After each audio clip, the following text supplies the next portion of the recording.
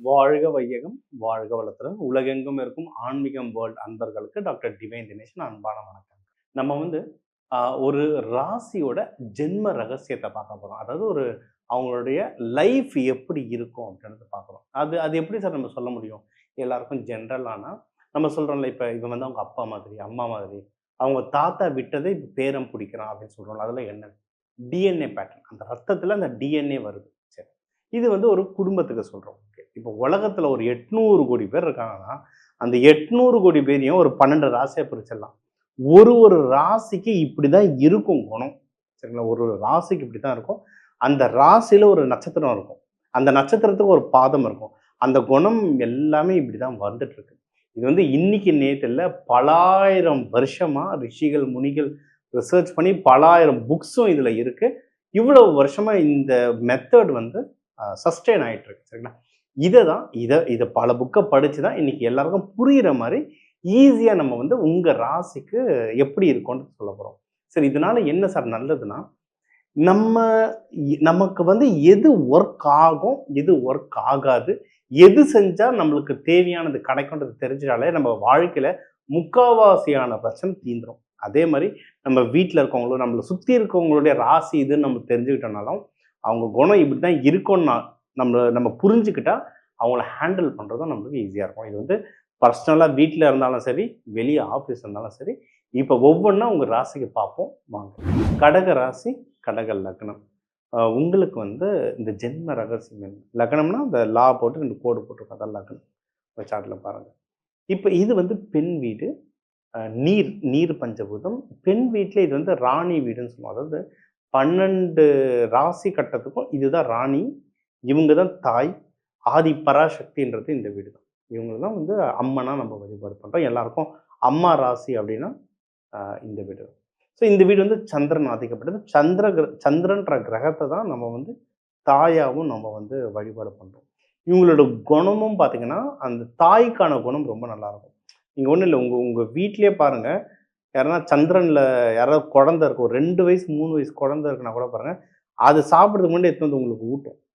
நல்லா கவனிச்சு பாருங்கள். ஏன்னா அந்த சந்திரனில் இருக்கவங்களுக்கு வந்து மற்றவங்களை பார்த்துக்கணுன்ற எண்ணம் வந்து ரொம்ப ஜாஸ்தியாக இருக்கும்.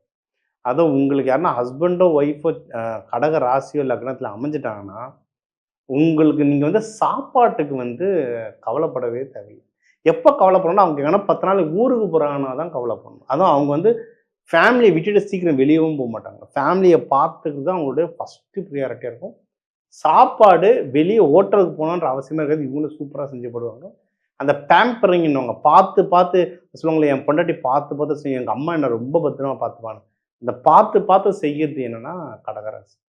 ஒன்றும் அதான் நம்ம வகுப்பில் அந்த கேரக்டர், அந்த பர்சனாலிட்டி அனாலிசிஸ் சொல்கிறது.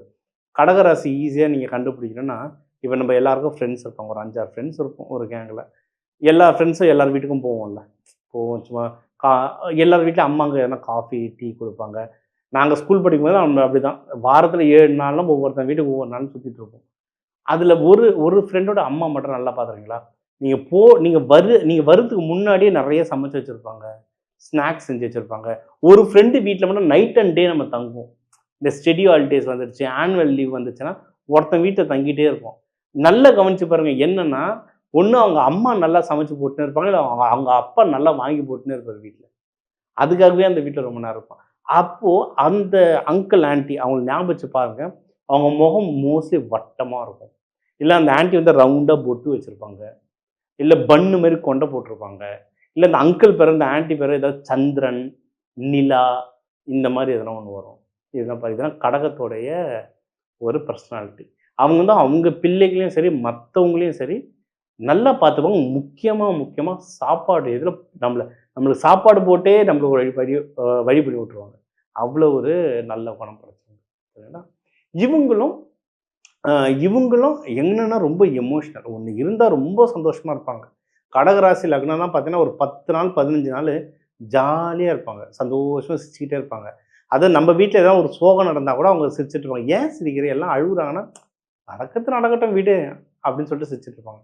சில டைம் நம்ம வந்து சிஎஸ்கே ஜெயிச்சிச்சுன்னு ஊரே கொண்டாட்டமாக இவங்க அப்படியே ஓரமாக கொண்டு அழுதுட்டு இருப்பாங்க. ஆர்சிபி ஃபேன் ஆனால் இல்லைன்னுவாங்க. ஸோ சிஎஸ்கே ஜெயிச்சிச்சா ஏன் சிரிக்க மாட்டேன் என்னன்னே தெரியல, மனசு சோகமாக இருக்குன்னுவாங்க. அர்த்தம் தெரியாது. ஏன் சந்தோஷமா இருக்கணும்னு அர்த்தம் தெரியாது. ஏன் டல்லா இருக்கணும்னு அர்த்தம் தெரியாது. என்னன்னா நிலா. நிலா வந்து 15 நாள் வளரும். 15 நாள் தேயும். இவங்க எண்ணமும் 15 நாள் சந்தோஷமா இருப்பாங்க. இன்னொரு 15 நாள் துக்கமா இருப்பாங்க. சரிங்களா? ஸோ இவங்களுக்கு அந்த மைண்ட் ஆசிலேஷன்றது ரொம்ப ஜாஸ்தி. இதுக்கு நெறைய பயிற்சி இருக்குங்கல்ல. யோகா, மெடிடேஷன் இருக்கு. நம்ம சீடு தெரப்பின்லாம் சொல்லி தருவோம். அதுல எப்படின்னா இந்த அட்சதை இருக்குல்ல, கோயில்ல தர அட்சதை. அத நீங்க ஒரு மஞ்சள் பேப்பர்ல மடிச்சு எப்பயுமே உங்க பாக்கெட்ல வச்சுருங்க. அது ஒரு 7 நாளைக்கு ஒரு தடவ அத சேஞ்ச் பண்ணிக்கிட்டே இருக்கணும். அத நீங்க பாக்கெட்ல வச்சுட்டு இருந்தாலே அந்த மைண்ட் ஸ்டெபிலிட்டின்றது இருக்கும். அது கஜகேசரி யோகம்னு நெறைய விஷயம் இருக்கு. இன்னொரு ஒரு மெயின் விஷயம் என்னன்னா, மைண்ட் ஸ்டெபிலிட்டி. மங்களகரம் மைண்ட் ஸ்டெபிலிட்டிக்கு சூப்பரா இருக்கும். அதான் ஒரு ஒரு விதைய ஆ எப்படி பயன்படுத்தலாம்லாம் நெறைய விஷயம் இருக்கு. இப்ப கோவில்கள்லலாம் கலசத்துல, மூலஸ்தானத்துக்கு கீழலாம் நவதானியம் போடுவாங்க. எதுக்கு?